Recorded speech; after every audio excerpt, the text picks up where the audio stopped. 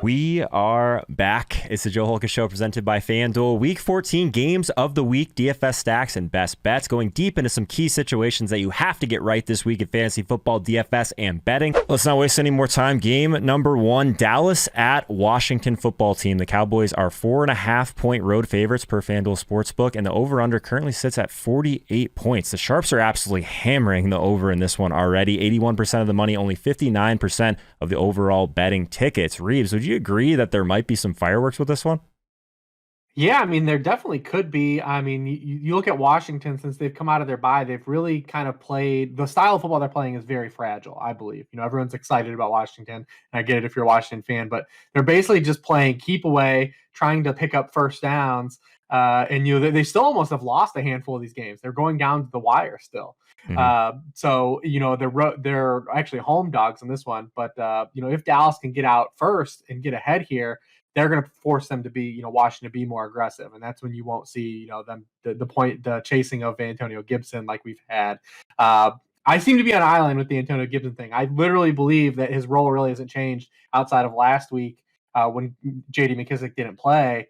It's just that Washington has not trailed at all since the bye week, and that's like in his whole number before the bye, they trailed more than any team in the NFL, more than the Jets, more than the Lions, and a guy like Antonio Gibson, whose role is tethered to game script, is impacted greatly by that. And sure, I'm sure he's more healthy, and the bye week did him some help, but it literally is the most important factor in his production is that Washington just is winning all these games and they're ahead from start to finish. Yeah. And it's led to so much of his production. So if Dallas can get ahead, maybe we don't see him as much. I still want to see him have a really good game in negative game script with J.D. McKissic available before I am fully believing that the Antonio Gibson we believe could exist in August is actually here now. Yeah, that's going to be a pretty big decision point on this slate then, Reeves, because I think that Gibson is going to be popular again, just judging by kind of like early ownership stuff, obviously pretty early in the week to be going through some of this stuff. But man, like the volume that he's seeing, like I think you are a little bit on an island here, Reeves. So I love to hear that because I think that's going to be something that is a little bit unique that people haven't heard yet in this one. On the Dallas side of the ball, I don't know, man. We just haven't really seen Zeke look too good since he's been kind of banged up a little bit. I guess in the run game, is there any validity to even going to either of these guys at this point? Because, man, like Zeke just did not look good last week. No, I mean, we've been like this since Zeke, and Zeke said he picked up that injury originally in the Carolina game. And if you go look at Zeke's box score, basically from that game on, he did a good week against the Giants the week after that, but it basically tracks. When his production falls off. I mean, over those past 6 games, he has 71 carries for 244 yards. That's 3.4 yards per carry. Pollard's just look night and day better every time he touches the ball and is on the field. But Zeke is still a factor at the goal line. Pollard only has 1 touch inside the 10-yard line, and he still is working in pass pro.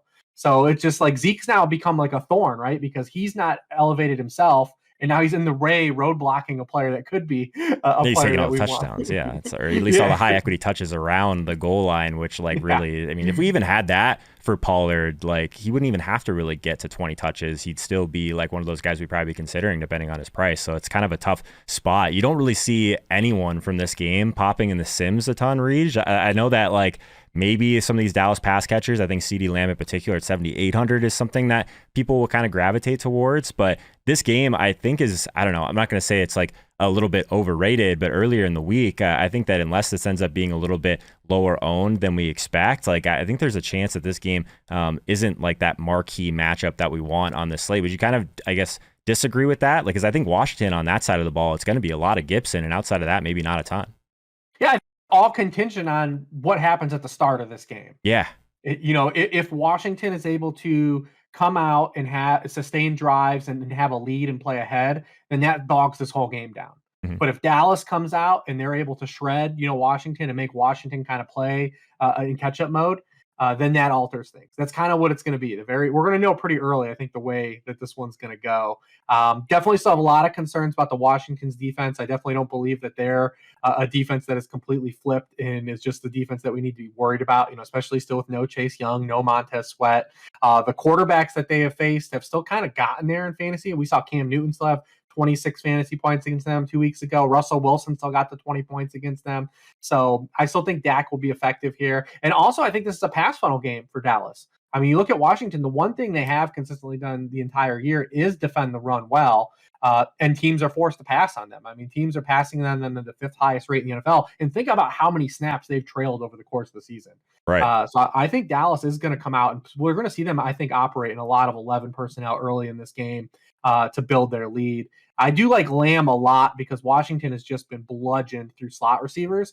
And we have seen that when the Cowboys have all three of these wide receivers available, the guy that they use as the chess piece is CeeDee Lamb that moves in and out, inside and out. So I do like Lamb a good amount, and he's the most talented guy too, so it's easy to like him. But I do think matchup wise, it does suit him as well. So I do think that it's a little bit of a pass funnel. So it just depends on how Washington starts this game. Really, I think dictates the way it goes. From like a price perspective, the guy that kind of stands out to me a little bit is still Dalton Schultz. He's 5,700, so he's kind of in like that pay down range at tight end, when I think this is a slate where a lot of people might gravitate towards some of the more expensive tight ends. Like obviously we still have Travis Kelsey, 7,500, George Kittle, 7,100, even Gronk is all the way up at 7K now. So like trying to find a guy down here, I think Dalton Schultz might be one of my favorites. So I guess, is it a reasonable spot for him from like a matchup perspective, or is it really just like a projection thing and he's too cheap?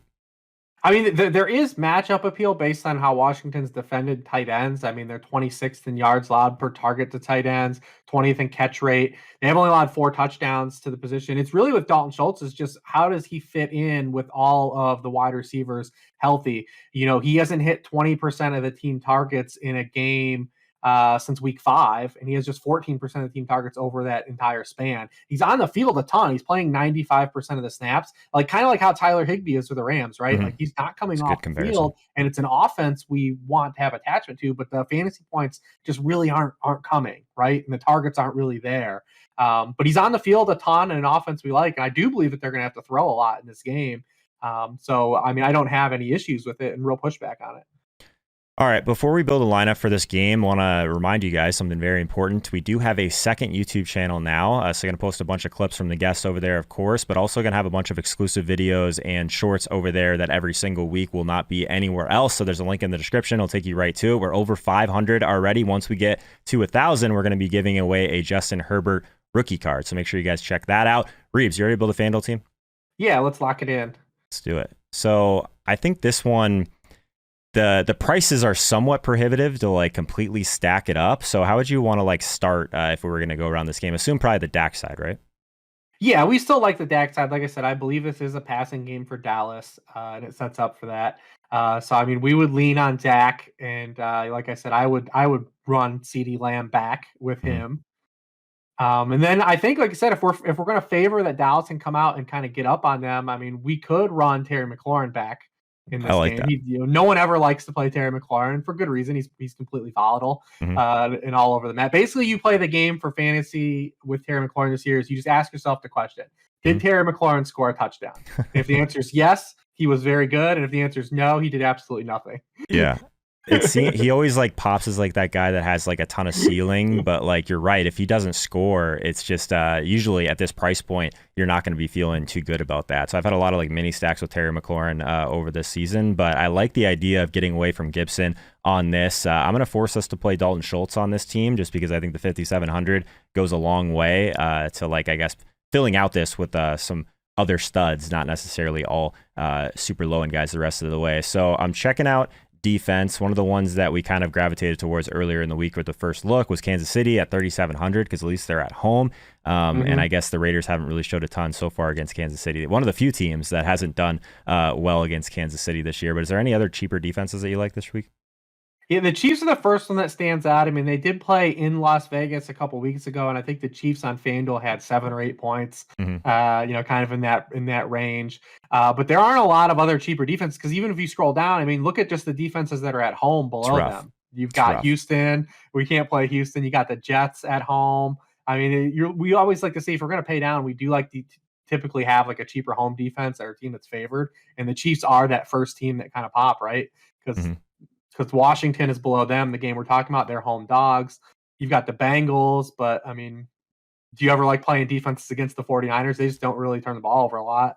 Yeah, I think obviously this point of the week, it's nice to have just like a cheaper placeholder that we can do. Like obviously these builds are kind of ideas at this point anyway. So I'm fine with Kansas City and locking them in at defense. One of the things I wanted to ask you that's not in one of the games that we're breaking down this week, Reeves, is Javonte Williams. He's 6,700 against Detroit, like a really nice price point. We'll see if Melvin Gordon is in this game, but that was like one of the next guys that's been in the majority of my early builds. What are your thoughts on him?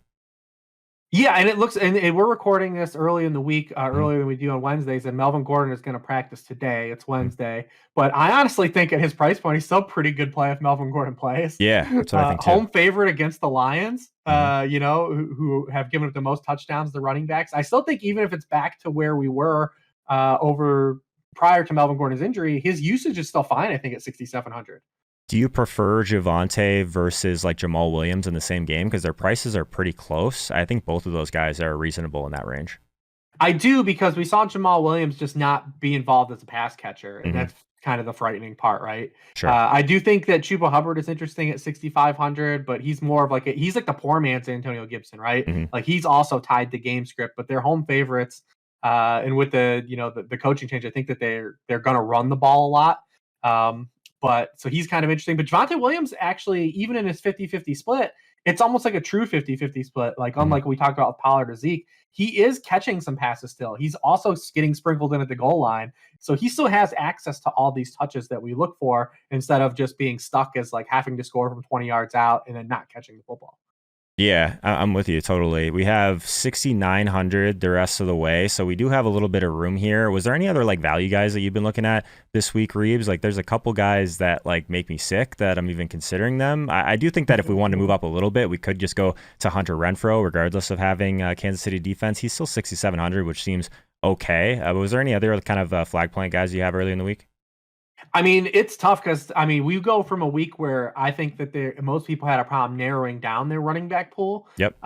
And this week, I can't find enough guys to get in it early in the week. I mean, their running back position right now is not really screaming out to me. I mean, even if like Elijah Mitchell doesn't play, it's not even a really good, like we saw Jeff Wilson dealing with a knee injury. Are we going to trust JaMychal Hasty? Like that's not even like an ideal situation. Tevin Coleman's in concussion protocol, but are you excited about a Jets running back behind him? We just don't really have these guys early in the week. The one guy that kind of is standing out to me right now, and it's really gross, is Deontay Foreman at 5,900. His price compared to Dontrell Hilliard doesn't make any sense to me. Dontrell Hilliard is 7K. And he basically has played like an extension of the Jeremy McNichols role. And Jeremy McNichols is coming back after the bye week. So we don't really know how that situation shakes out, but we know Deontay Foreman is the early down grinder and the goal line back for that team. And they're home favorites against the Jaguars. Is it exciting play? Absolutely not. But I'm just saying this is where we are earlier in the week, trying to find some value at the running back position. He's one guy that kind of does, stand out to me, just being mispriced based on, we saw him get the 19 touches in the run game against the Patriots, go over 100 yards. The other two guys aren't goal line backs, like I said. So he does kind of stand out a good amount, but it's not exciting at any level. Yeah, that's an interesting one. I was gonna just put in Marvin Jones as like kind of a contrarian mini stack in there, but you don't really have to. You can basically play whoever you want. So something else that I don't hate if we went this direction would just be to play Foreman in the running back slot, Tyreek Hill at wide receiver, and then we can get in like an Elijah Moore, Jerry Jeudy, Jamal Williams in like that last slot, or we can move off of Tyreek and move down a little bit, and that would get us to kind of like the Brandon Ayuk range, maybe Chuba Hubbard, which I think will be another popular route this week. Do you have any preference between like, I guess, paying all the way up for Tyreek versus like trying to get our flex a little bit more juice here? Yeah, I mean, I have no problem paying with Tyreek at all. I mean, we will talk about that game as well, too, so you can check out that video. Obviously, Kelsey's in a great spot as well. He's absolutely slaughtered the Raiders, too. So, I mean, both of those guys are in good spots. I mean, Tyreek at 8,700 is pretty pricey for how the Raiders give up production. He's going to need multiple touchdowns, I think, at that price, because I don't think he's going to hit like a home run, and he hasn't really hit home runs anyways this year. We'll save that for the KC video, which we'll have coming up here next. So basically, this last slot, Reeves, it's Jerry Jeudy, Elijah Moore, Jamal Williams. It's kind of the tier. Yeah, I mean, nothing's real exciting there. I think we'll see Mike Williams be really popular on this slate. We could add Michael Gallup to it. which I don't hate. Just like completely just onslaught Just go the Dak stuff with all the pass catchers. Yeah, we could, and then it's I mean, we could just no Amari, no Zeke. Let's throw Gallup in for now. Just for grins. Yeah, just like for you grins. Said, more idea building, ideas. And if you didn't watch our videos last week, we talked about the Sony Michel thing early in the week, and I built a number of lineups around the ideas we had and won a bunch of money. So hey man, hopefully those ideas are planted in people's brains. This next game, Raiders at Chiefs. KC is a massive 10-point home favorite per FanDuel Sportsbook. 70% of the money is already on their side to cover as well. This over-under sits at 48 points. Again, the sharps are all over the over in this one. Reeves, we know what happened the last time these teams saw each other. So I guess the biggest question is, will the Raiders be smart enough to adjust to what they were showing Mahomes on defense last time? What do you think? Yeah, it's going to be interesting. Obviously during that game, everyone talked about, how much cover 3 the Raiders were playing in that game. And in that game against cover 3, Patrick Mahomes was 18 of 21 passing with a touchdown. Here's the catch, though, in that game. When the Raiders did go 2 high safeties in that game, Mahomes was still 8 of 12 passing with 2 touchdowns in that game as well. That's good to know. So, yeah. So, I mean, he's still, even with the little bit they did go too high, he was effective. 8 of 12 for 121 and 2 touchdowns. The last 3 times these teams have played, Mahomes now has 340, 348, and 406 passing yards against the Raiders. So, I still think it's a good spot for him anyways. We've been down this road with the Chiefs. They have let us down more than delivered. Mahomes only had 1 QB1 game in his past 6. It was this game against the Raiders. So maybe it feels like a little bit like we're just trying to recapture that magic. But I am optimistic about, because the Raiders don't blitz. They are going to do what they do. They play cover 3, a lot of single high safety, and I just don't think they have the personnel to really match up with the Chiefs, which is why the Chiefs have kind of really torched them repeatedly over the past, year and a half. I know they did lose one of those games, but they scored a bunch of points in it still too. I mean, Travis Kelsey against the Raiders, particularly, I mean, you just look at his game log against the Raiders, and it's just, the T.Y. Hilton versus the Texan haters might need a new narrative here. Yeah, is that bad? Yeah, and it's even better, I think. I mean, you look at his last games. I can run it down real quick for you. This is with Mahomes under center against the Raiders. 12 catches, 168, 2 touchdowns. 562, 7 for 107 and a touchdown, 5 for 90, 8 108 and a touchdown, 8 127 and 1 and 8 for 119. That was earlier this season. The Raiders also, we've structurally talked about their defense, how it's almost designed to let tight ends kind of beat them the way they play cover 3. Where do you beat cover 3? Up the seams all the time. You ever play like your little cousin in Madden? He's running cover 3. You run them tight end seams, and then they're cooking. The Raiders are 29th in touchdown rate allowed to opposing tight ends. They're 22nd in yards allowed per target to tight ends. Seems like a really good Kelsey spot and a pay up spot for Kelsey as well, just because the price differential with Tyreek. I have no problem with playing Tyreek at all, but he is really sauced up at 8,700 this weekend.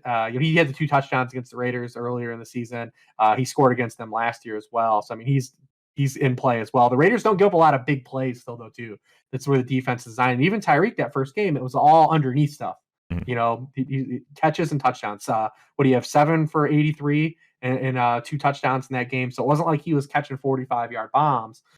He was bleeding them, nickel and diming. Then also, I mean, I actually think you can, if you're going to onslaught this game, if you think the Chiefs are really going to get there and they're going to give the Raiders all these problems that they have in the past, I mean, why not sprinkle in a little CH in this a little bit? He said 70% and 65% of backfield touches since returning. He's walked right back into that role as the primary runner. The one bugaboo is that he just is still not involved in the passing game, right? Like that's Darrell Williams' job. It's everything's gone back to as is with this situation. So you do need CH to score a touchdown, but at 6,500 on FanDuel, I think if you're stacking this game and you're going to try to maybe onslaught it, you do add him at that price point because the position's so weak on FanDuel at running back that if you do get a touchdown and you just get all the Chiefs touchdowns, you could be really kind of cooking with something.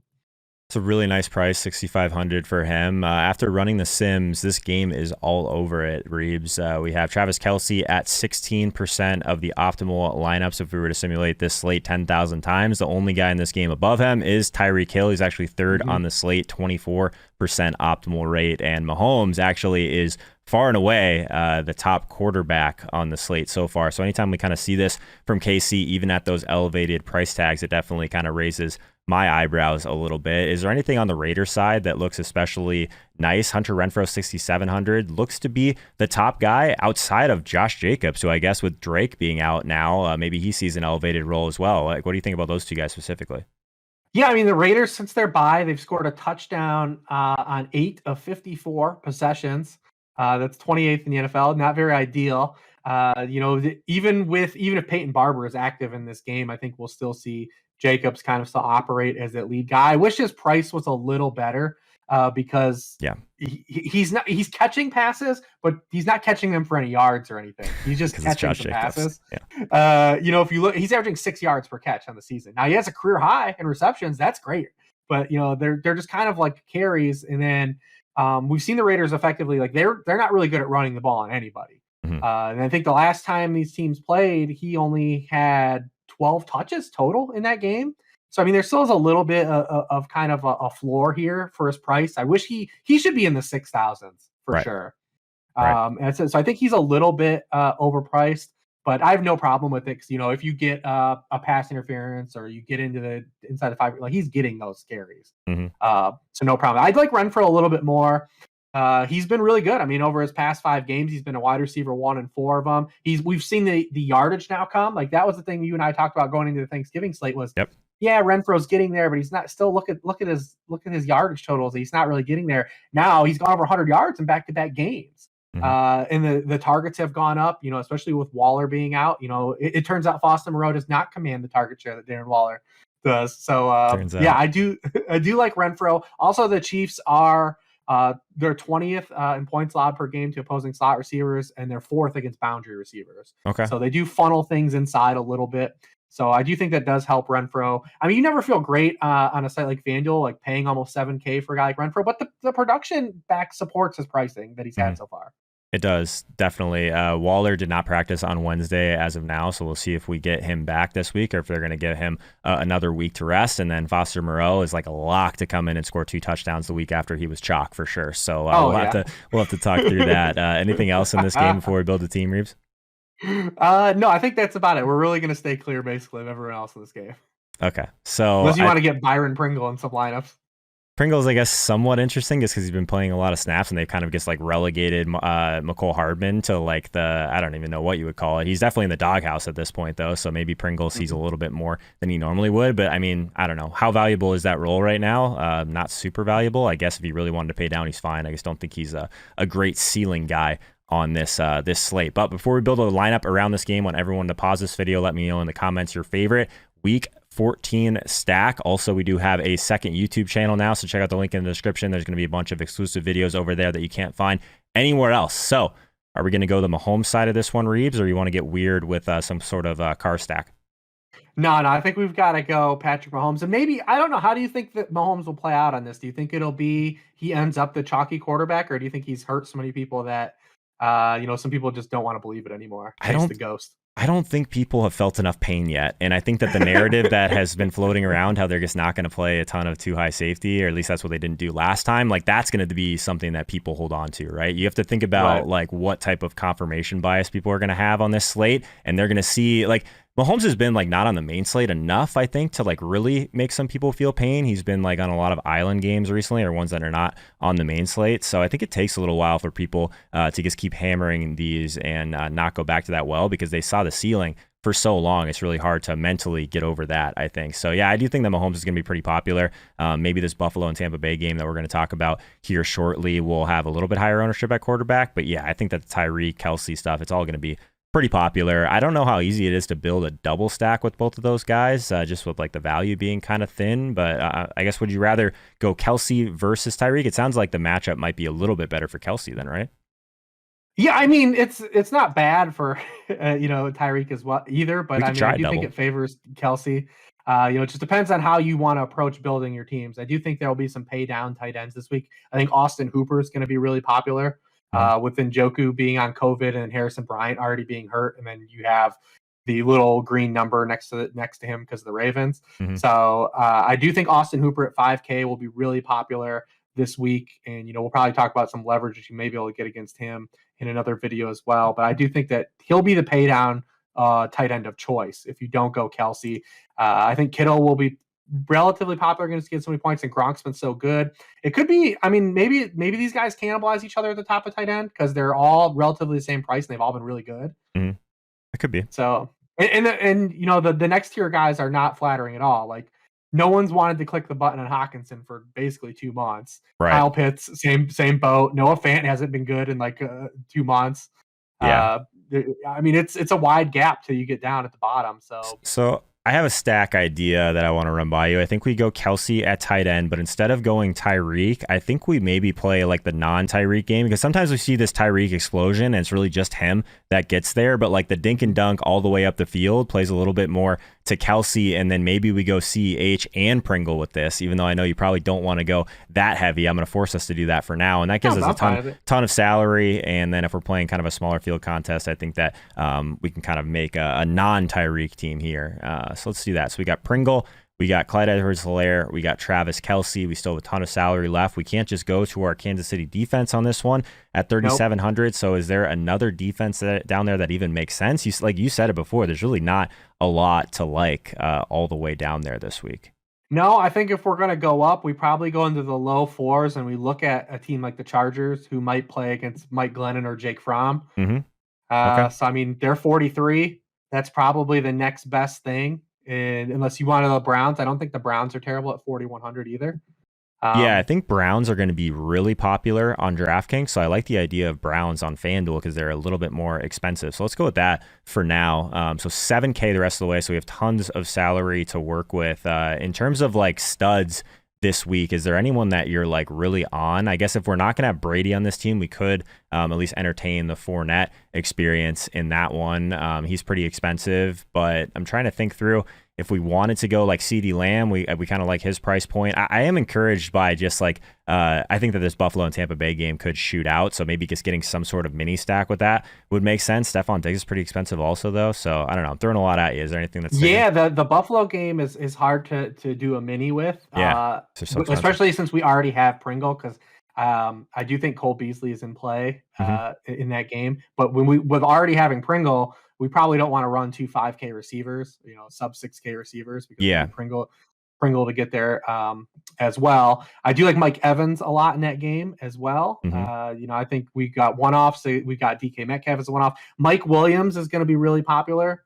If you're going to see his splits with Keenan Allen out of the lineup cited basically ad nauseum the rest of the week. So if Keenan Allen's not going to play in that game, Mike Williams at 6,900 is going to be tremendously popular. And anytime he's even hit a 20% team target share this season, he's gone off. He's absolutely gone nuts. So I think he'll be really popular. We can fit him. I think Jarvis Landry is a really good play at 6,400. Marlon Humphrey now being out. Jarvis went over 100 yards 2 weeks ago against the Ravens. He's by far locked in as the Browns' #1 alpha target. And he's also leverage off of Austin Hooper, I think, who will be a really popular cash game play and a popular play in general, just to pay down tight end. So there gives us some receivers to work with. I mean, who do you like out of all those guys?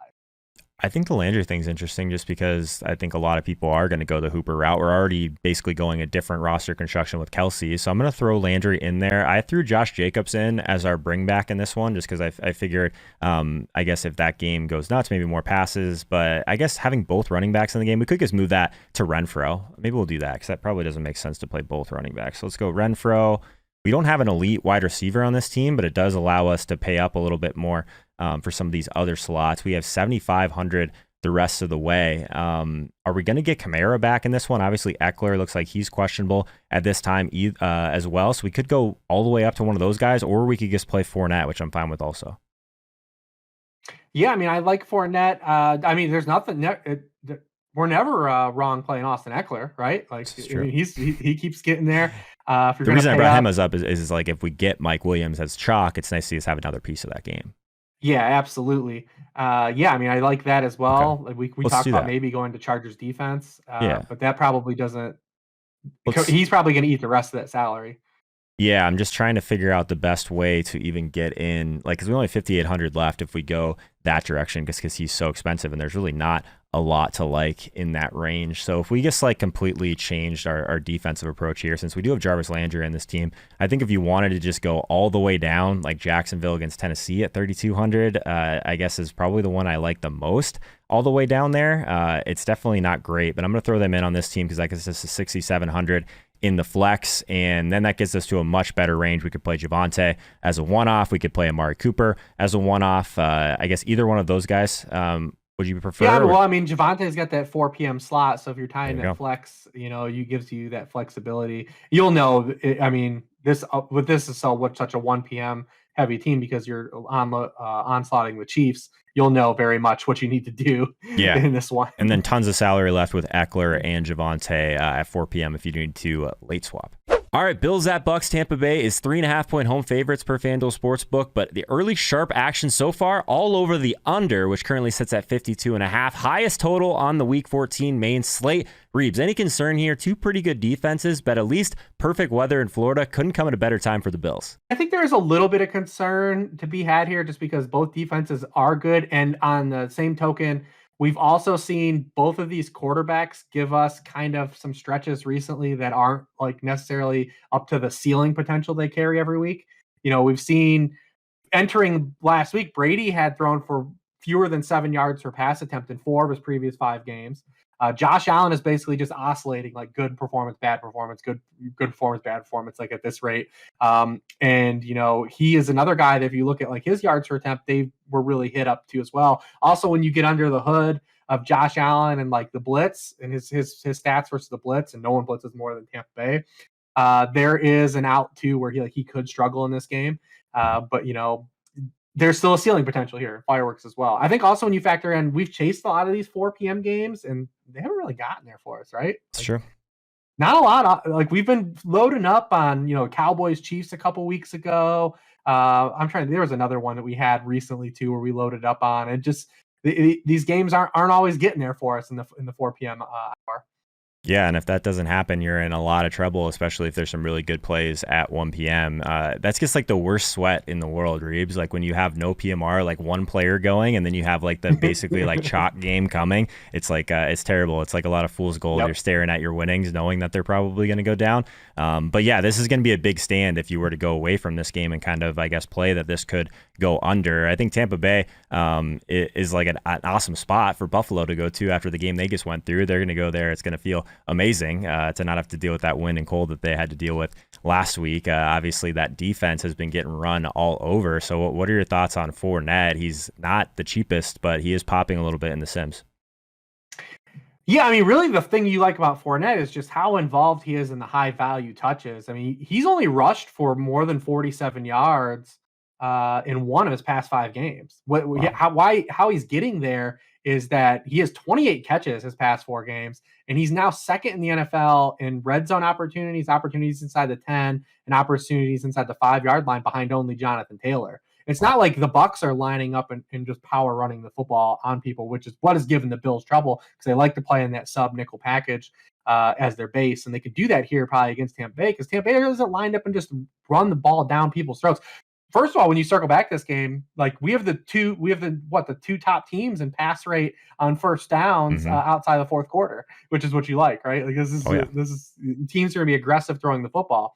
But yeah, we like Fournette because the high value touches, not necessarily that he's out here grinding like old Lenny on the Jags. Right. Like no, he's getting high value touches, and that's what's carrying his fantasy lines. And when you look at the layout for running backs this week, his price is very palatable for the type of ceiling. No Jonathan Taylor. We're getting, Kamara back. It's really Kamara and Eckler at the top. And those guys are more guys that are like do it all running backs instead of guys that maybe are going to just go and like go nuts for like 150 rushing yards, Mm-hmm. Yeah, I think one of the things, like I'm definitely with you on the Fournette stuff because there's really not a lot to like all the way. You can poke holes in a lot of the stuff at that price point on wide receiver and at running back this week. So it's like the complete polar opposite of last week where there were so many good plays. Now it feels like there's not near as many, which is interesting, definitely. I want to talk to you about Rob Gronkowski quickly, though, because, man, he's 7K now. I mean, we've seen the touchdowns. We've seen like him just be such a big part of what this offense is trying to do. But, man, 7K for, I guess, a Rob Gronkowski guy, a guy that was on his couch not too long ago, it feels like. I don't know. Can you pull the trigger on that? It's scary for me. I mean, and he's had 4 games. He's had 4 games where he's played at least 2/3 of the snaps, and he's gone absolutely bonkers in all 4 of them. So, I mean, you look at his game log when he's been healthy. I mean, he's been hyper involved near the goal line. In those 4 games, he has 6 touchdowns, 3 games at multiple touchdowns, and that's when you're talking about building game stacks and GPPs, right? Like, and you want to get all the tuds. You want to just get all the tuds on your team. And Gronk's a guy that has multiple touchdown upside at a position that has one of the lowest floors on the slate. So I do think I'm actually glad he's priced up here because it makes at least people have some. Man, even at that price point, looking at the Sims, he's a top 10 optimal rate player. If we were to simulate this entire slate 10,000 times, like you don't see tight ends with like that type of price tag, like get this far up in the Sims, like unless your name is Travis Kelsey, man. So like, I don't know. If you're fully onslaughting Brady, like I guess the Gronk stuff still makes sense. But let's talk about Godwin and Evans for a second, because I think obviously with no Tre'Davious White, it's an interesting situation just from a size perspective that like, how are they really going to stop a guy like Mike Evans without Tre'Davious White? And this defense has been kind of faltering a little bit, obviously a little bit banged up, and they've been getting run all over a little bit recently as well. So Godwin, Evans, like it seems like all these guys are in play. I love Evans. Well, one, he always comes in way under Godwin, like every week. It feels like, he never gets that highly owned. He was a few weeks ago, I think, against Washington. But like you said, losing Tre'Davious White for Buffalo, and this is going to be like their first real test against a big physical boundary receiver. I mean, he got hurt in the game. They played the Saints, who have no wide receivers. Then Monday night, I mean, that wasn't even real football. That was like they faced like a high school team. They just had to defend the run. So there wasn't like there was any passes they had to defend.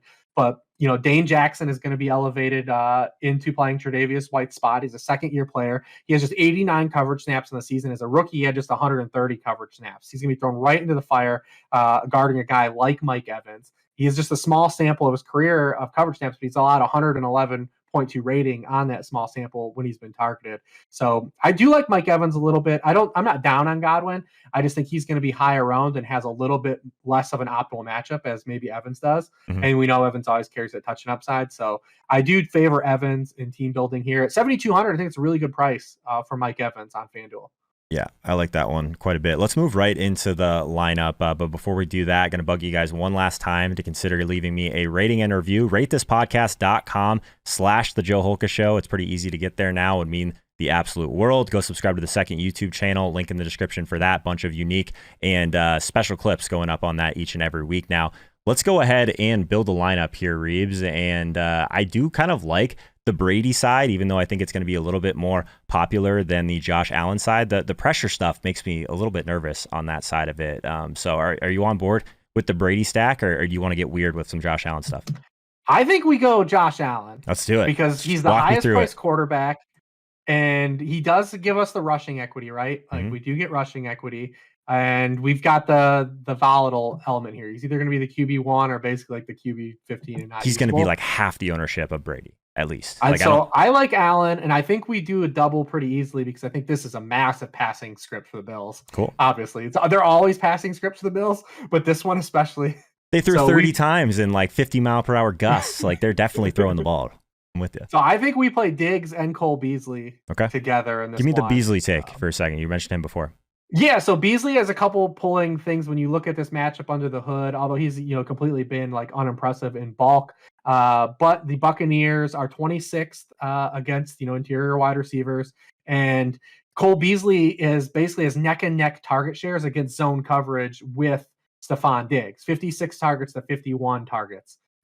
When teams play zone, and the Buccaneers play zone 75% of the time. They play a lot of zone for a team that blitzes a lot, right? Like it's which is not as common for these teams that are blitz heavy, like the Dolphins or the Panthers, who play a lot of cover 1 or cover 0. The Bucs actually play a lot of zone behind all their blitzes. So I think that it's going to be a high target Beasley game. Now we need him to get in the box, but 5,900 is going to be our salary saver. And Great I price. think we go nuts here, and I think we play Fournette and Mike Evans with the same team. I like it. So I already put Evans in because I love the idea of the bring back with Evans, touchdown scorer, all that stuff. But yeah, let's throw Lenny in there also, just because we could just grab all the touchdowns from that perspective. You never know. It could be like a Godwin 100-yard game, doesn't get in the box. Maybe Gronk doesn't score for a change, and then you've got two of the other touchdown scorers on the other side. I like that. 6,200 the rest of the way if we throw Kansas City defense in there as kind of a placeholder. So throw our Chiefs D in. Yep. So tight end. We already talked a little bit about maybe going to Dalton Schultz at 5,700 in that price point. We could always add Dawson Knox and just completely onslaught this game, or we could go back to Foster Moreau if we end up not getting Waller, but we kind of already saw the result for that one. That's more of just like a game theory play. Kyle Pitts is 5,900. That's one that like I'd really have to be talked into probably. But any tight end thoughts? I kind of want to get that one out of the way here. Yeah, I think this team with the salary we've eaten up and the way we've built this team, I think it'd be fine to just throw Austin Hooper on this team. Okay, let's do it. I don't have any Hooper yet on a team that I built today, so I think that makes sense. 5K, good matchup for him against Baltimore too, right? Yeah, and just it really comes down to just them not having Njoku or Harrison Bryant available, so he's just going to be on the field a ton, and another probably pass script because the Browns couldn't run on the Ravens 2 weeks ago. They sell out to stop the run. We talk about that all the time. So I mean, it's really just a play. He's going to be on the field a ton, and we'll just see where it lies at tight end. Okay, I like that.